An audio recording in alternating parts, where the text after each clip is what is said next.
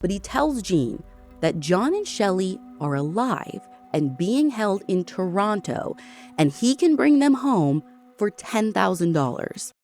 It's around 8 a.m., the morning after Christmas Day, and John's brother-in-law, Gene, wakes up to John and Shelly's home phone ringing. He and his wife, another of John's sisters, have been staying at their house taking care of the kids. That's why they're there that morning. So Gene's still half asleep when he picks up the phone, but he hears a man with a muffled, raspy voice on the other end asking to talk to Ruth. Ruth is asleep, and so then the man asks for John's sister. Gene obviously assumes this man is talking about, his wife, so he offers to pass along a message, I'll just tell her when she wakes up. But the man threatens to hang up if Gene doesn't wake up either his wife or Ruth.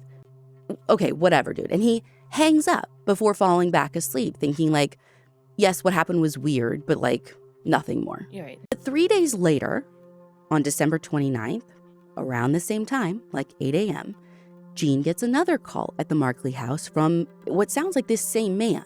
This call is short. This guy doesn't ask for Ruth or his wife again, but he tells Gene that John and Shelly are alive and being held in Toronto, and he can bring them home for $10,000. So, this guy who's now called twice, he's saying that these pretty normal parents from a small town in Ohio are being held for ransom in Canada. I don't know if Gene knows what to believe, but this is over his head. So when this guy says he's going to call back with more information and hangs up, Gene immediately calls 911.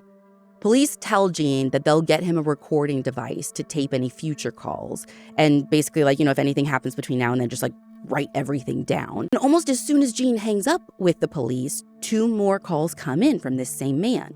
On the first call, the man tells Gene to sell John's Corvette, which is still in the garage, to raise the money, or John and Shelly are going to be moved to another location the next day, and he won't keep them safe.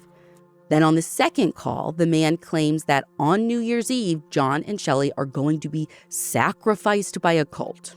Ooh, this escalated.